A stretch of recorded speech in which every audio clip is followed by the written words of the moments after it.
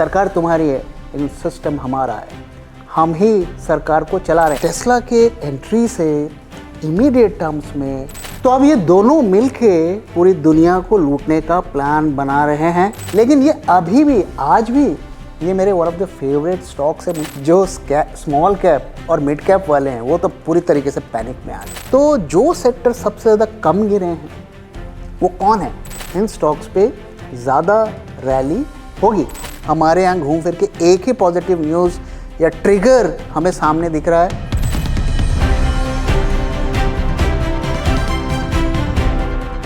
Sir, कल आपने बोला था कि मार्केट में रैली आएगी, तो रैली तो आ गई। किस बेसिस पे कहा था आपने कि रैली आएगी?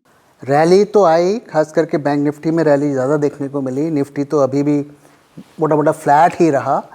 लेकिन देखिए, ये रैली को प्रेडिक्ट करना कोई बड़ी बात नहीं थी। इतनी गिरावट के बाद अक्सर बाउंस आ जाता है।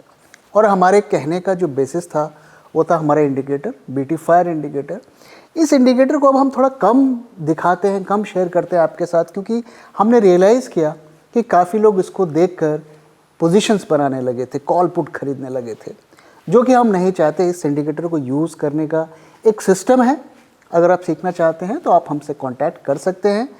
तो इसके बेसिस पर ही हमने इस रिकवरी का प्रोजेक्शन किया था। सर, रिसेंटली एक खबर बहुत सुनने को मिल रहा है कि टेस्ला आ रहा है इंडिया में अपना कार बेचने। ये पॉजिटिव है क्या? हाँ, खबरें आई हैं और काफ़ी ज़्यादा सोशल मीडिया पर भी सर्कुलेट हुई हैं। तो ऐसा खबर आई कि वो इंडिया में ऑफिस खोल रहे हैं, उसके लिए हायरिंग कर रहे हैं। 13 एम्प्लॉयज़ का उन्होंने एडवर्टीज़मेंट दिया है, जिसमें मार्केटिंग के और जो टेक्नीशियंस हैं उन सब की हायरिंग, जो कस्टमर सपोर्ट है उसकी हायरिंग के एड्स हुए हैं। हालांकि कंपनी ने ऑफिशियली इसके बारे में कुछ नहीं कहा है। दूसरी तरफ आप देखिए तो जो गवर्नमेंट ने अभी इंपोर्ट ड्यूटी में कटौती की है, किन कार्स पे की है? जिन कार्स की प्राइस $40,000 से ऊपर की थी उनकी उन्होंने 110% से ड्यूटी को कट करके 70% कर दिया है। यानी कि अगर टेस्ला इंडिया में बिकेगा तो उसके प्राइस कम होंगे। अभी अगर हम पिछले साल से कंपेयर करें तो वो प्राइजेस कम होंगे।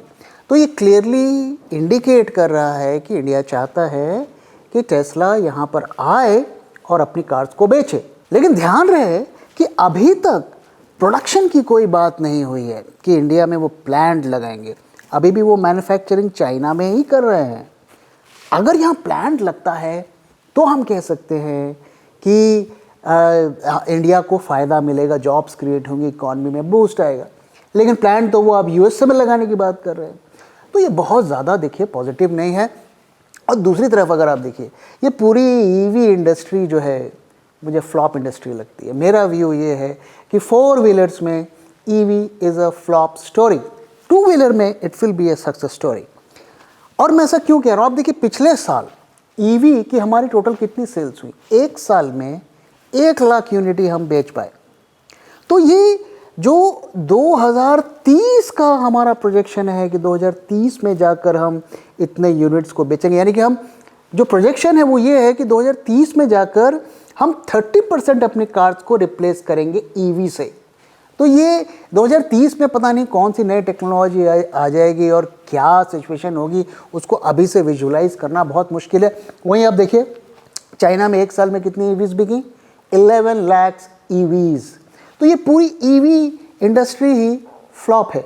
हाँ, अब आप टैक्सेशन जो है डीजल पे ज़्यादा लगा दीजिए, पेट्रोल कार्ड्स पे ज़्यादा लगा दीजिए और इनको रिबेट दे दीजिए, इनको छूट दे दीजिए या फोर्स करिए कि आप ईवी खरीदें, तो बेशक एक बूस्ट आ जाएगा। तो ओवरऑल टेस्ला के एंट्री से इमीडिएट टर्म्स में कोई विशेष फ़ायदा नहीं होगा अनटिल अनलेस उनको कुछ स्पेशल छूट दी जाए कि भाई आपको हम ये फैसिलिटी दे रहे हैं या ये आपको टैक्स में रिबेट दे रहे हैं, आप ज़्यादा से ज़्यादा कार बेचिए। तो वो ऑफिसेस खोलेंगे, कुछ कार्स बेचेंगे। और जैसा कि हम जानते हैं, ये कार्स जो होते हैं ये अमीर लोगों के खिलौने होते हैं। 4 गाड़ियाँ घर में पड़ी हैं, एक और गाड़ी लेकर आप सड़क पे घूम रहे हैं कि भाई मेरे पास टेस्ला है। वैसे मैं आपको बता दूं, ये कार कोई अच्छी कार नहीं है। यूएस में भी इसके बहुत नेगेटिव रिपोर्ट्स हैं। अभी भी ऐसा कई लोग कहते हैं कि ये प्रोटोटाइप मॉडल में ही है। तो घटिया प्रोडक्ट है और घटिया प्रोडक्ट है, इंडिया में कुछ लोग शौक में खरीद लेंगे तो थोड़ा बहुत उनको फ़ायदा हो जाएगा, लेकिन हमें इसका कुछ विशेष फ़ायदा या नुकसान भी नहीं होगा, मेरा ऐसा मानना है अभी तक। लेकिन इशू यहाँ पर टेस्ला ही नहीं है, इशू ये है कि हम अपनी ड्यूटीज़ को कम कर रहे हैं। अब एक चीज़ आप और देखिए, अभी हमने अमेरिकन विस्कीज़ पर भी ड्यूटी कम कर दी, 150% से 100% कर दी। इसका मतलब क्या है कि आपकी जैक डैनियल्स अब सस्ती हो जाएगी। शायद कई सिटीज़ में वो जो कि 3,000 3,500 की होती थी, शायद वो 18-19,000 की आ जाए। यहाँ पर मैं डिस्क्लेमर दे देता हूँ, शराब पीना अच्छी बात नहीं है, नहीं पीना चाहिए। लेकिन अब ये जो डेवलपमेंट है, ये जो आप ड्यूटीज़ में कट कर रहे हैं, क्या ये आगे भी होगी? क्या हम और भी अमेरिकन प्रोडक्ट्स को सस्ता करेंगे इंडिया में? अगर यही ट्रेंड जारी रहा तो ये हमारी इकॉनमी को हर्ट करेगी। अब देखिए, मैं आपको एक एग्जांपल देता हूँ। अगर आप देखिए तो जो हमारे इंडिया की वाइन इंडस्ट्री है, जो अल्कोहल बनाती हैं कंपनीज, तो आपको पता है वो कितना टैक्स देती हैं स्टेट गवर्नमेंट्स को? 3 लाख करोड़। और इसके अलावा अलग से भी टैक्सेस देती हैं सेंट्रल गवर्नमेंट को। तो जो इतनी सारे आपको स्टेट गवर्नमेंट्स दिखेंगी जो ये वेलफेयर स्कीम्स चलाते हैं, मुफ्त का राशन पानी बिजली बांटते हैं, वो उसकी भरपाई कौन कर रहा है?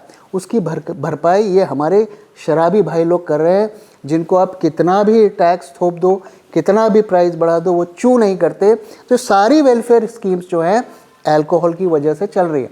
अब अगर आप अमेरिकन अल्कोहल को प्रमोट करते हैं और इस इंडस्ट्री को हर्ट करते हैं, तो सीधा ये हमारे जो वेलफेयर स्कीम्स हैं उसको इम्पैक्ट कर सकता है, जो इन टर्न हमारी इकॉनमी को भी इम्पैक्ट करेगा। और इसीलिए देखिए, जो अल्कोहल इंडस्ट्री की जो यूनियन है, CIABC कुछ ऐसा नाम है, उन्होंने गवर्नमेंट को खत लिखा है, रिक्वेस्ट किया है कि बेशक आप ड्यूटी करिए, उनके प्रोडक्ट्स भी यहाँ बेचिए, लेकिन फेस्ड मैनर पे करिए, ताकि हमें एक लेवल फील्ड मिले और हम भी अपने एडजस्टमेंट्स कर पाएँ।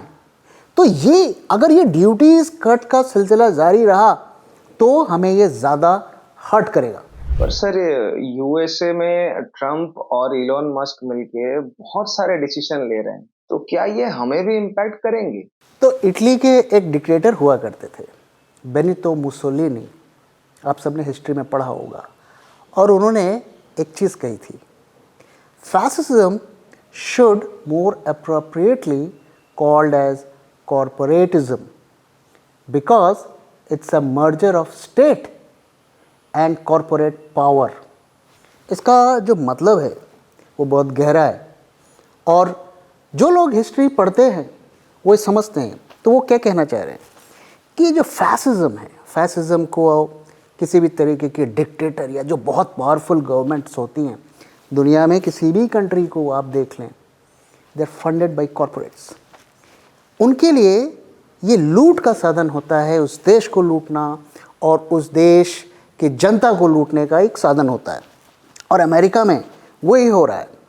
अगर आपने वो तस्वीरें देखी होंगी जब ओवल ऑफिस में प्रेसिडेंट ट्रंप आते हैं और साथ में इलॉन मस्क आते हैं अपने छोटे से बच्चे को लेकर, वो यूएस के इतिहास में कभी ऐसा नहीं हुआ।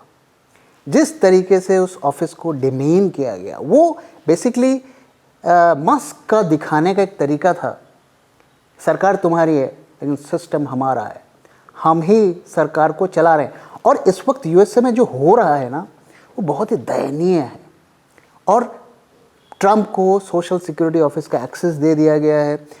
18-20 साल के बच्चों को उन्होंने हायर किया हुआ है, जो अंधाधुन लोगों को निकाल रहे हैं, लोगों के वेलफेयर जो चेक्स होते हैं, जो पैसे मिलते हैं वेलफेयर स्कीम्स के, वो बंद कर रहे हैं और तरह तरीके के झूठ बोले जा रहे हैं। मैं एग्जांपल देता हूँ। उन्होंने एक झूठ ये बोल दिया कि देखो 150 साल पुराने, जिसका डेट ऑफ बर्थ 150 साल पहले का है, उसे भी देखो पैसा दिया जा रहा है, ये तो देश का लूट है। आपको सुन के ताज्जुब होगा कि अरे हाँ, ये तो सही कह रहा है। लेकिन दरअसल जब उसकी सच्चाई निकाली गई तो ये पता चला कि जिनका डेट ऑफ बर्थ नहीं होता है तो वो एक पुरानी डेट जो कि कस्टम चला आ रहा था वो लगा देते हैं।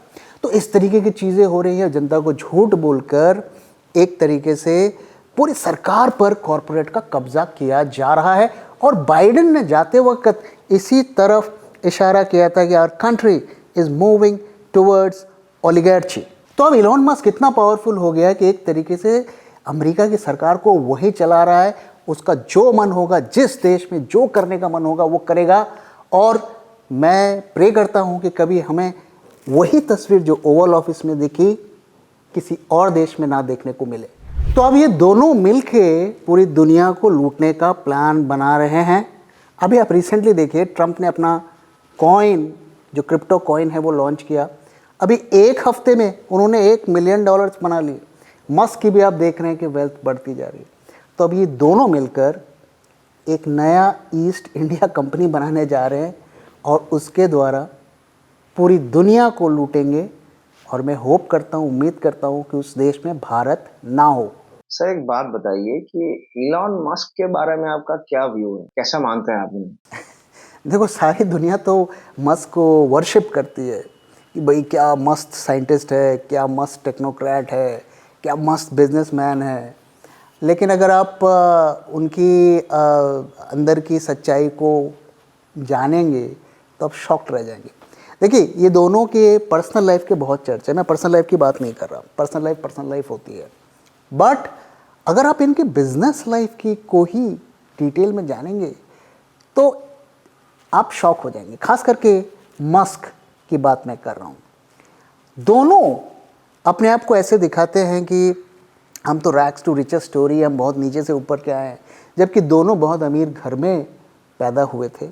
ऑफ कोर्स मस्क जो है, उन्होंने अपने बिजनेस, उनका बिजनेस नया बिजनेस है, उन्होंने अपने फैमिली से इनहेरिट नहीं किया, लेकिन उनके फादर की गोल्ड की माइंस थी, वो इतने अमीर घर से थे। तो ये दिखाने की कोशिश करते हैं कि रैग्स टू रिचेस। और इनके बिजनेस की अगर आप सच्चाई को जानेंगे तो एक बहुत बड़ा इनके अचीवमेंट पर क्वेश्चन मार्क है। खास करके मस्क की बात मैं कर रहा हूँ।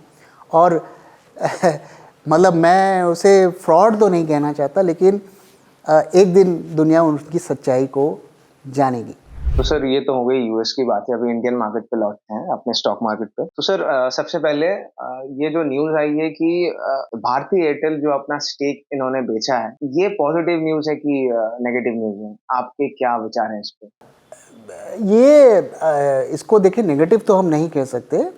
न्यूज़ पढ़ने पे शायद ऐसा लगेगा कि वो अपना स्टेक सेल कर रहे हैं, प्रोमोटर अपना स्टेक सेल कर रहा है, लेकिन ऐसा नहीं है।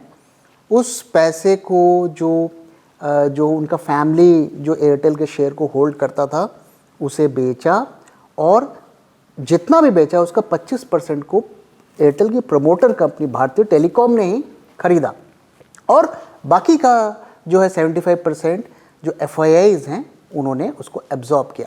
अब ये जो पैसा मिला है, ये पैसा ऐसा नहीं है कि एक तरीके से भाई प्रॉफिट बुक कर लिया और एग्जिट कर लिया। इस पैसे का इस्तेमाल वो अपने लोन को रिफाइनेंस करने के लिए कर रहे हैं। तो ये पॉजिटिव ही है एक तरीके से, क्योंकि प्रोमोटर का स्टेक तो बढ़ा ही है, फैमिली का कम हुआ है, प्रोमोटर का बढ़ा है। और उनका विजन ही है कि हम इसमें और भी अपनी पोजीशन को कंसोलिडेट करेंगे। और भारतीय एयरटेल का अगर स्टॉक भी देखें, अगर ये नेगेटिव न्यूज़ होती तो उसमें इम्पैक्ट हमें पड़ता हुआ दिखता। एक महीने में अगर आप देखें तो करीब फ्लैट है, ये गिरा नहीं है। आज ही 2% गिर गया, 1.5%। अदरवाइज ये अभी इसके रिटर्न्स पॉजिटिव ग्रीन में ही होते। जबकि निफ्टी आप देखिए 1.75% से ज़्यादा गिरा है एक महीने में। तो कहीं से भी ये नेगेटिव तो नहीं लगता। इनफैक्ट ये ऐसा एक स्टॉक है जिसे मैंने IPO में ख़रीदा था। 45 रुपीज़ का IPO प्राइस था। एक साल में गिर के ये 22 रुपये आ गया। 22 रुपये के बाद फिर ये धीरे धीरे रिकवर होकर 100 गया। 100 पे मैंने और पोजीशंस ऐड की। फाइनली मुझे लगता है कि 350-400 के रेट के आसपास मैंने इसे एग्ज़िट किया था। लेकिन ये अभी भी, आज भी ये मेरे one of the favourite stocks है। मुझे लगता है अभी भी हमें अगले 4-5 साल तक इसमें ग्रोथ देखने को मिल सकता है। लेकिन ऑफ कोर्स उस रफ्तार से ये ग्रो नहीं करेगा। और मैं हमेशा आपके साथ शेयर करता आया हूँ कि अगर टेलीकॉम पे पैसे लगाने हैं तो Bharti Airtel is the best pick. इस वक्त सारे जो सेक्टर्स हैं वो नीचे जा रहे हैं, बट इनमें से कौन सा आपको बेटर लगता है? देखो इस वक्त जो स्मॉल कैप और मिड कैप वाले हैं वो तो पूरी तरीके से पैनिक में आ गए हैं। अब देखो लार्ज कैप अगर आप देखो तो 14% अपने हाई से गिरा हुआ है, जबकि मिड कैप और स्मॉल कैप जो है 19% 23% गिर चुके हैं। 23% स्मॉल कैप्स गिर चुके हैं और सारे सेक्टर्स ऑल टाइम हाई से काफ़ी ज़्यादा डाउन है। सबसे ज़्यादा डाउन कौन से सेक्टर्स हुए हैं तो पावर सबसे ज़्यादा डाउन, इसके बाद आपके जो कैपिटल गुड्स हैं क्योंकि ये सारा केपेक्स पर निर्भर है और केपेक्स ज़्यादा बढ़ाया नहीं गया। इसके अलावा आप देखिए रियल्टी सेक्टर्स भी करीब करीब 25% के आसपास डाउन है। तो ज़्यादातर सेक्टर्स का परफॉर्मेंस जो है अच्छा नहीं है और एफएमसीजी भी 20% डाउन है, काफ़ी टाइम से गिर रहा है। तो अगर आप देखिए तो जो सेक्टर सबसे ज़्यादा कम गिरे हैं वो कौन है? हेल्थ केयर और आईटी। ये दो सेक्टर्स जो हैं ये सबसे ज़्यादा कम गिरे हैं और इनमें भी कई स्टॉक्स ऐसे हैं जो अभी ज़्यादा गिरे भी नहीं हैं।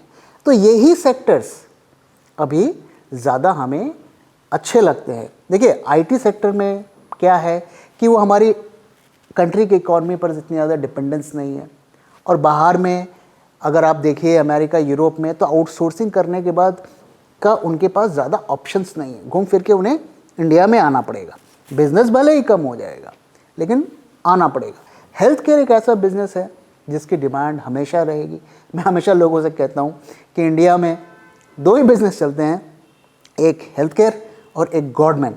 ये दोनों एवरग्रीन बिजनेस हैं और जितना समय खराब होता है उतना इन दोनों का बिजनेस बढ़ता है। And sir, to finally conclude this video, as I always ask, short term का मार्केट का क्या व्यू है आपके? देखिए मैंने कल के वीडियो में शेयर किया था कि मार्केट में अब बॉटम बनता हुआ दिख रहा है, कुछ दिनों की रैली हमें देखने को मिल सकती है। आज का डेटा भी उसी तरफ हमें इशारा कर रहा है। अगर आप देखिए आज एडवांस डिक्लाइन रेशियो अच्छे थे, कल के दिन उतना अच्छा नहीं था। 2000 स्टॉक्स अप रहे 2035 के करीब और 800 स्टॉक्स डाउन रहे। टर्नओवर भी बहुत अच्छा तो नहीं था, 85,000 करोड़ का था, कल के बराबर था। अच्छा रहता कि अगर 1 लाख से ऊपर का टर्नओवर आता तो वहाँ पे थोड़ा सा डाउन है। तो ओवरऑल सिचुएशन ठीक लग रही है। पोजीशंस आज भी बुलिश पोजीशंस बनी हैं, आज भी ऑप्शंस मार्केट में पोजीशंस बनी हैं। तो ऐसा लग रहा है कि हम सही ट्रैक पर जा रहे हैं। आज अगर आप सेक्टर्स में देखिए, आज की अगर रैली को देखिए, ये पूरी रैली किससे ड्रिवन थी? वो थी फिनेंशियल्स या फिनेंशियल्स से रिलेटेड सेक्टर। अब देखिए रियल्टी सेक्टर भी अप है पर ऑटो जो कि फाइनेंस पे डिपेंड होता है वो डाउन है क्योंकि टेस्ला का फैक्टर आ गया। तो ओवरऑल आज की जो रैली है ये फाइनेंशियल स्टॉक्स से ड्रिवन रैली है, जो हमें ये इंडिकेट कर रहा है कि आने वाले दिनों में इन स्टॉक्स पे ज़्यादा रैली होगी। और उसकी वजह क्या है? वजह ये कि देखिए इकॉनमी के फ्रंट पे या जियोपॉलिटिकल सिचुएशन के फ्रंट पे कोई बहुत ज़्यादा पॉजिटिव न्यूज़ नहीं है। हमारे यहाँ घूम फिर के एक ही पॉजिटिव न्यूज़ या ट्रिगर हमें सामने दिख रहा है, वो है कि मार्च में एक और रेट कट हो जाएगा और उसी के एंटिसिपेशन में मार्केट फाइनेंशियल के स्टॉक्स ऑलरेडी भाग रहे हैं। अब देखिए अगर हम निफ्टी की बात करें तो हमने आपसे क्या कहा था कि हमें 23,150 के ऊपर की क्लोजिंग देखनी है। आज भी देखिए थोड़ा निफ्टी स्ट्रगल करता हुआ नजर आया, हालांकि उसमें बुलिश पोजीशंस ऐड हुई हैं, वहाँ से वो नीचे से ऊपर भी आया है, लेकिन जो है अभी थोड़ा मुझे लगता है कि उसमें हमें वेट करना है। 23,150 को अगर कन्विंसिंगली क्रॉस करके क्लोज होता है तो हमें हो सकता है आगे 300, 400, 500 पॉइंट तक की भी रैली दिख जाए। तो अभी फिलहाल शॉर्ट्स को क्लोज करने का टाइम है, हमें शॉर्ट्स को अभी होल्ड करना थोड़ा रिस्की हो जाएगा, मुझे ऐसा लगता है।